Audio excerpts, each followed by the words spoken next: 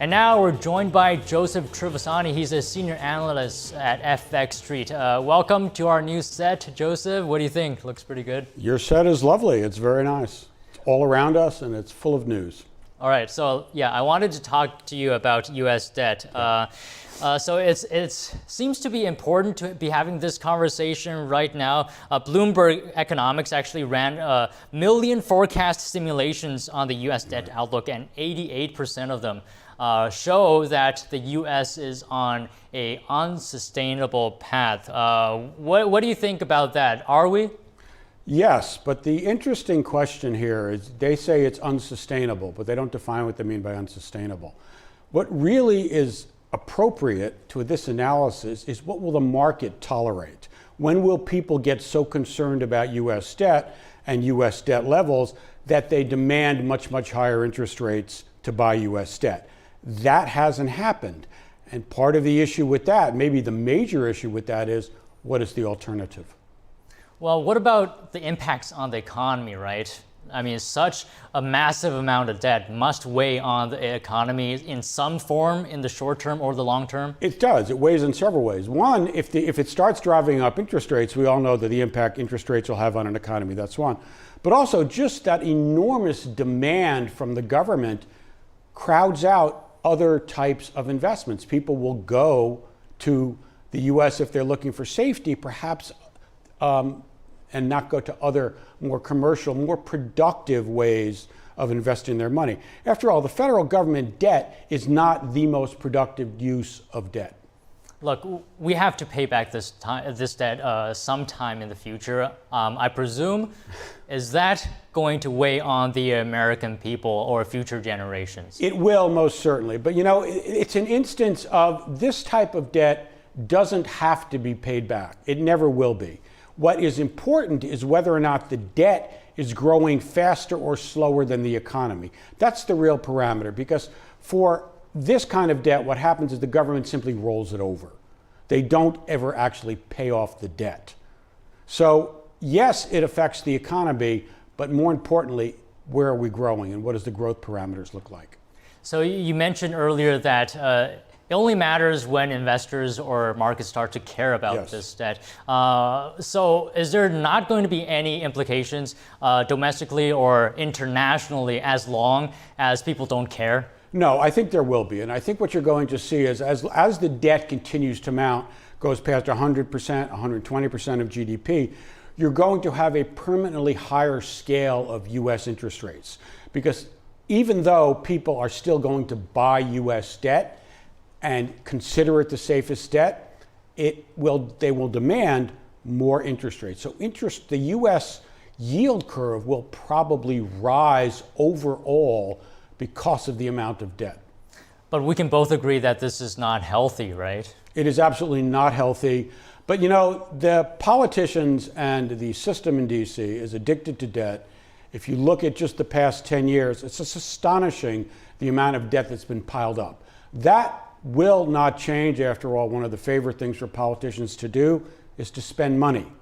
It will not change until they are forced to by the market. And that will be very both dangerous and unsettling for the world financial economy.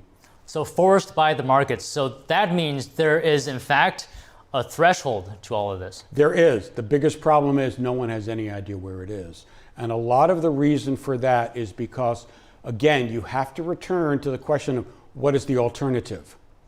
Martian bonds don't exist. It's all here on Earth. So if you can't or are afraid to invest in U.S. Treasuries, what does that mean and where do you go? The money still needs to be invested. Do you think the ship has sailed in order to rein in this debt? That's a very good question. And it's very difficult because it's both a political and a financial question. I think it has, as far as it being voluntary, meaning that the politicians and the structure in D.C. voluntarily decides to do this. I think that ship may have sailed. And is there a role by the American people in terms of how much debt we have in nationally? Well, the American people have some of the same issues because the debt, meaning consumer debt, outstanding debt, continues to rise. Right now, people are buying with inflation over the past 3 years, people are both putting on credit cards and dipping into their savings to do it. So the two, if you will, are a mirror reflection of each other. U.S. consumer and debt continues to rise, and the government continues to rise. These, over time, theoretically are unsustainable. But again, we don't know where the limit is.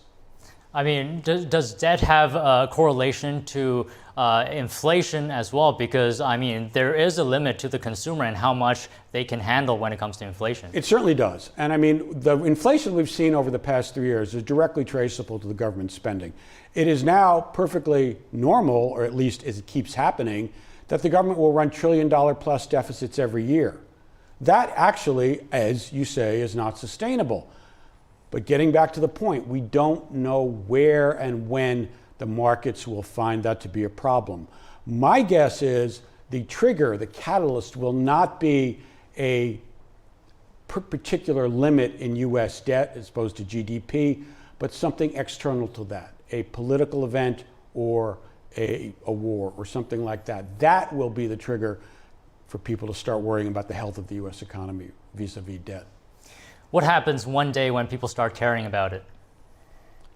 That is a situation we've never actually faced. You came some of it in 2008 with that incredibly rapid drop in the Dow and in the equities. That's the kind of problem you'll see, because what will happen when people start to worry about it? Then they will start selling treasuries. Rates will go through the roof, or potentially they will. That will drive it up, and it won't matter what the Fed does if people continue to sell treasuries because they're afraid of getting their capital back. That will drive rates far beyond the Fed's ability to control. That will be very frightening to the world financial markets. And just really quickly, the impact on the domestic market and as well as the economy, because if the U.S. is unable to get people to buy its debt, we know a lot of spending goes into the U.S. economy, whether it's infrastructure and whatever, what else. And what are your thoughts on that? What are going to be the impacts? If the world investors, if the global financial market loses faith in the U.S. economy, uses faith in the U.S. government and in U.S. debt, I don't see any alternative but a very rapid and dangerous recession, because if the U.S. can't issue debt, if it has to start paying much higher rates, that immediately will crash the U.S. economy, especially if they move up very rapidly. The U.S. economy does that, you can be sure the rest of the world will follow.